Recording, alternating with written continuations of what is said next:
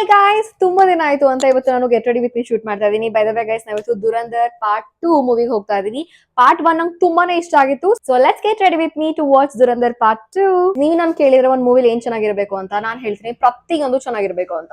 Story ಚೆನ್ನಾಗಿದೆ, but hero ಚೆನ್ನಾಗಿ act ಮಾಡ್ತಾ ಇಲ್ಲ, ಸ್ಕ್ರೀನ್ ಪ್ಲೇ ಚೆನ್ನಾಗಿಲ್ಲ, ಎಡಿಟಿಂಗ್ ಚೆನ್ನಾಗಿಲ್ಲ ಅಂತ ಅಂದ್ರೆ ಡೆಫಿನೆಟ್ಲಿ ನಿಮಗೆ ಗೊತ್ತಾಗುತ್ತೆ. Because we are all grown up watching the movies. So ಅಂತದೊಂದು ಮೂವಿ ಅಂತ ಅಂದ್ರೆ ದುರಂಧರ್ ಅಂತ ನನಗೆ ಅನ್ನಿಸ್ತು. ನೀವ್ ಎಷ್ಟು ದುರಂಧರ್ ನೋಡಿದಿರಾ ಅಂತ ನಂಗೆ ಕಾಮೆಂಟ್ ಮಾಡಿ ಹೇಳಿ. ಆಲ್ರೆಡಿ ನನ್ನ ಹಸ್ಬೆಂಡ್ ನೋಡ್ ಬಂದಾಯ್ತು.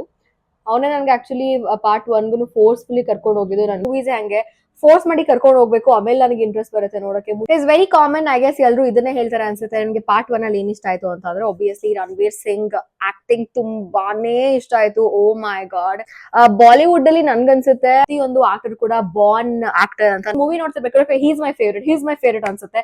ಬಟ್ ನೆಕ್ಸ್ಟ್ ಮೂವಿ ನೋಡ್ತೀನಿ, ಹೀಸ್ ಆಲ್ಸೋ ಮೈ ಫೇವ್ರೇಟ್ ಅಂತ ಅನ್ಸುತ್ತೆ. Guys, I am almost ready. Hair makeup ಎಲ್ಲ ಆಗೋಗ್ಬಿಟ್ಟಿದೆ. ಇವಾಗ ಬರೀ ಡ್ರೆಸ್ ಸೆಲೆಕ್ಟ್ ಮಾಡ್ಬೇಕು. ನನಗೆ ಅನಿಸ್ತಾ ಇತ್ತು ತುಂಬಾ ದಿನದಿಂದ ನಾನು ಚೆನ್ನಾಗಿ ರೆಡಿ ಆಗಿಲ್ಲ ಅಂತ. ಐ ನೋ 2 days ಬ್ಯಾಕ್ ಅಷ್ಟೇ ನಾನು ಚೆನ್ನಾಗಿ ರೆಡಿಯಾಗಿ ಆಚೆ ಹೋಗಿದ್ದೆ. ಬಟ್ ಸ್ಟಿಲ್ ನನಗೆ ಅನಿಸ್ತಾ ಇದೆ ನಾನು ಎಲ್ಲೂ ಚೆನ್ನಾಗಿ ರೆಡಿಯಾಗಿ ಹೋಗಿಲ್ಲ ಅಂತ.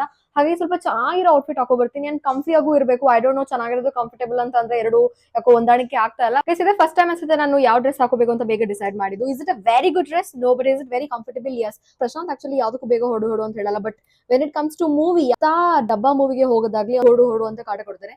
ಸೊ ಅದಕ್ಕೆ ನಾನು ಬೇಗ ರೆಡಿ ಆಗಿದ್ದೀನಿ. I am all ready. Let's go.